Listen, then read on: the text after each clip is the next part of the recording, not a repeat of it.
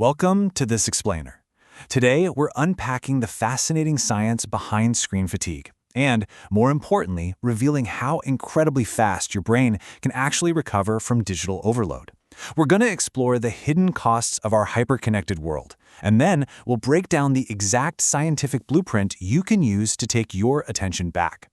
So let's just jump right in and start with a really simple but kind of revealing question. Right this second, physically, how close is your phone to your hand? I bet good money it's either in your hand, sitting in your pocket, or resting face up on the desk right next to you, right?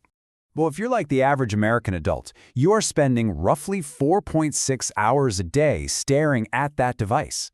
That means our brains are constantly engaged in this unprecedented digital marathon.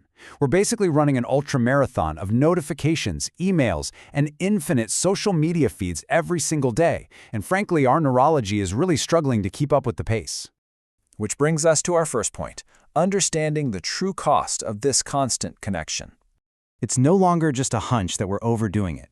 Recent legal verdicts are objectively reflecting a growing, society-wide recognition of the psychological and functional costs of our smartphone habits. We're looking at historic, massive penalties, like a $375 million verdict against Meta regarding child safety, and a $6 million verdict directly targeting the addictive design of these platforms. So we've officially moved way past the phase of just wondering if we use our phones too much.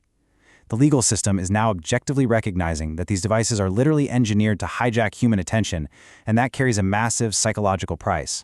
To understand exactly why these devices are so incredibly hard to put down, we really need to look at how they are rewiring the addicted brain. You know, a crucial thing to realize is that not all internet use is created equal. Research clearly shows that mobile internet is uniquely habit-forming, and it fractures our attention way more aggressively than desktop computing. Think about it. When you use a desktop, it's intentional. You sit down at a desk, you do your work, and you walk away. But mobile internet, it's automatic. It's always right there in your pocket, constantly beckoning you with pings and vibrations, disrupting your present moment no matter where you are or who you're with. And this isn't just a behavioral quirk, it's deeply physical. A recent German study mapped this exact phenomenon using MRI scans, and what they found is wild.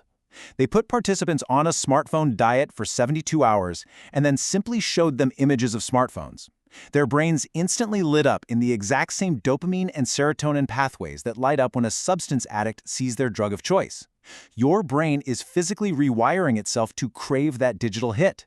And all of this internal rewiring leads straight into a much bigger social issue, which is the death of conversation. Think about your last get-together. MIT sociologist Sherry Turkle's research found that almost 9 out of 10 people actually pulled out a phone during their last social interaction. And here's the kicker. An astonishing 82% of them admitted that doing so actually deteriorated the conversation. I mean, think about that for a second. We are actively doing something during our most vulnerable social moments that the vast majority of us totally realize is making our interactions worse. It turns out just the mere physical presence of a phone sitting on a table drains our mental bandwidth and reduces our empathy. It replaces deep connection with fragmented attention. Turkle's research uncovered this fascinating but honestly kind of tragic social coping mechanism she calls the three-person rule. Basically, when sitting at a dinner table, people subconsciously wait until at least 3 other people have their heads up from their screens before they feel safe enough to look up and initiate eye contact themselves. We are literally terrified of the vulnerability of offering our attention and not getting it in return. But hey, it's not all doom and gloom here. Science also provides us with a highly effective digital detox antidote.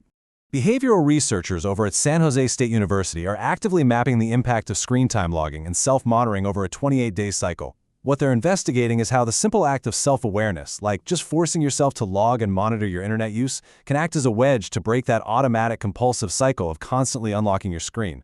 By diligently tracking the habit, users actually begin to interrupt the subconscious triggers that pull them offline and into their devices. And the best part? This creates an incredibly empowering timeline for recovery, proving that your brain begins reshaping its neural pathways in just 3 days of reduced usage. If you can just make it past that initial 72-hour craving phase, the benefits compound so fast. By the end of week 1, your mood stabilizes. At 2 weeks, your ability to sustain attention on a single task rebounds remarkably. And by day 28, you start seeing sustained, intentional decreases in compulsive screen time overall. To back this up, a separate Harvard study revealed that stepping away from social media for just 1 week yields mental health improvements comparable to actual cognitive behavioral therapy. Just look at these numbers. By reducing phone usage for a mere 7 days, participants saw a nearly 25% drop in depressive symptoms, along with significant double-digit drops in anxiety and insomnia. It turns out the medication-free cure to a huge chunk of our daily stress might literally just be the airplane mode button. So, with all this incredible evidence in hand, how do we actively start reclaiming our minds? Well, first, to overcome the fear of missing out, we need to embrace Sherry Turkle's 7-minute rule and just allow ourselves to sit through the initial awkward lulls of a conversation. That is where true human intimacy is actually born. We've been completely conditioned to panic the absolute second a conversation gets quiet or boring, and we immediately reach for our pockets to fill that void. But if we can just push through that discomfort and sit in the silence, we give the other person the space they need to reveal who they truly are. On a practical level, you can start by carving out specific, sacred spaces in your daily life where screens are strictly off limits. This naturally forces your brain to practice uninterrupted empathy. You don't have to quit the internet completely, you just need some solid boundaries. By making the kitchen, the dining room, and the car total zero-tolerance zones for smartphones, you guarantee that you and your family have dedicated physical locations where fragmented attention is just impossible. And if you think a partial detox won't make a big difference, get this. A major PNAS Nexus study proved that even if you only manage to cut your daily screen time in half, this minor adjustment can practically reverse 10 years of cognitive decline. You heard that right. Taking your screen time down from 5 hours to just under 3 hours restores your sustained attention span so much that your brain functionally regains a decade of its youthful focus. It is absolutely one of the highest return on investment biological hacks currently backed by science. So, since the science proves you have the power to rapidly rewire your attention span and your happiness, the only question left is, how will you choose to spend your next 3 days? You've got the data, you know the timeline, and you know the astonishing rewards waiting for you on the other side of the screen. I highly encourage you to take that first step. Thanks for tuning into this explainer.